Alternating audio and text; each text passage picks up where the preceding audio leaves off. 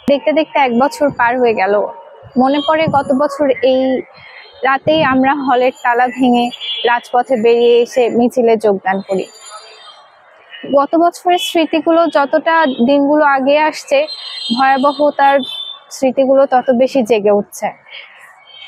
আসলে জুলাইটা এরকম ছিল যে এখানে কেউ কাউকে নেতৃত্ব দিয়ে সামনে নিয়ে যায়নি। শহীদদের রক্ত, অত্যাচার, তাদের কষ্টই, তাদের রক্তস্রোতে আমাদেরকে ভাসিয়ে সামনের সারিতে নিয়ে গেছে। ইতিহাসের প্রত্যেকটা ঘটনার মতো এইবারও নারীরা নিজেদের সাহসিকতার মাধ্যমে নিজেদের প্রমাণ করেছে।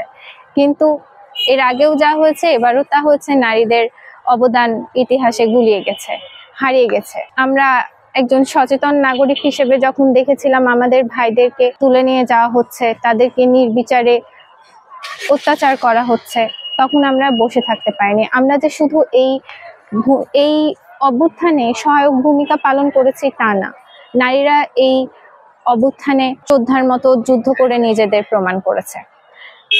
এখানে আমাদের জন্য একটা অংশ বরাদ্দ ছিল কোটার, কিন্তু এত অমানবিকতা, এত বেশি অন্যায়, এগুলোর বিরুদ্ধে দাঁড়াতে আমরা আমাদের জন্য যে বরাদ্দ কোটা ছিল সেটাকেও বিসর্জন দিয়ে সমতার জন্য একত্রিত হয়েছি, সমতার জন্য আওয়াজ তুলেছি। পুরুষের সাথে সরাসরি ভাইদের সাথে একসাথে অংশগ্রহণ করেছে এবং আমরাও ছিলাম। আমি সরাসরি রাজপথেই ছিলাম ছাত্রীদের সাথে। এখন মেয়েরা কিন্তু এখন অনেক সচেতন তাদের অধিকার সম্পর্কে। আর অধিকার সম্পর্কে সচেতন শুধু না, এখন বিভিন্ন ক্ষেত্রে নারীকে আমি মনে করি আগের চেয়ে অনেক মূল্যায়ন করা হচ্ছে এবং তারা স্বাধীনভাবে অনেক কিছু বলতে পারছে, যেটা 1 বছর আগে হয়তো সম্ভব ছিল। 1 বছর আগে আমাদের এই পরিস্থিতি, বিশেষ করে আমি বিশ্ববিদ্যালয় হিসেবে বলি, বিশ্ববিদ্যালয়ের ছাত্রীরা অনেক কিছুই করতে পারতো না, অনেক কিছুই বলতে পারতো না। একটা ভীতি তাদের মধ্যে কাজ করতো, যেটা এখন নাই। এবং একটা আপনারা জানেন যে একটা বাহিনী তো মারধরও করেছে ওই সময়টায়, এটা সেই জিনিসটা এখন নাই। এবং আমার মনে হয় যে নারীর প্রতি যেটা সম্মান, অধিকার, সেটা আরো বাড়বে ভবিষ্যতে। আর কিছু ঘটনা বিচ্ছিন্ন ঘটছে, যেটা আমরা খুব দুঃখিত। যারা এই আন্দোলনে শহীদ হয়েছে তাদের আত্মার মাগফিরাত কামনা করছি। আর মেয়েরা যেভাবে বের হয়েছে, মানে তাদের যে অধিকার, মেয়েরা যে সবকিছু পারে, সেটা কিন্তু তারা বুঝিয়ে দিয়েছে। আন্দোলনে মেয়েদের অনেক বড় অবদান ছিল। আর এই আন্দোলনে যদি মেয়েদের অবদান না থাকতো, তাহলে হয়তো আন্দোলনটা কোন দিকে যেত বলা বড় কঠিন।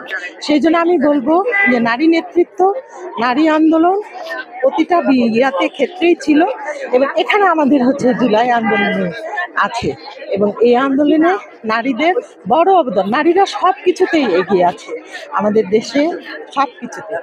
ইতিহাসের নজির খুঁজে পাওয়া খুব মুশকিল হবে এবং এটার একটা অসাধারণ দিক ছিল যে নারী পুরুষের সমান এখানে অংশ নেয়া।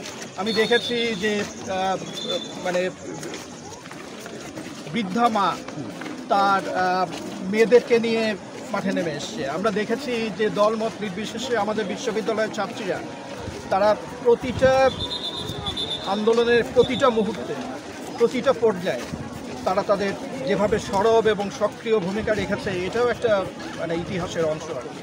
তো আমরা মনে করি এবং আমি ব্যক্তিগতভাবে তো খুবই ফিল করি যে এটা সম্ভব হয়েছিল শুধুমাত্র এই সকল শ্রেণীর এবং নারী পুরুষ নির্বিশেষে সকলের অংশগ্রহণের মাধ্যমে।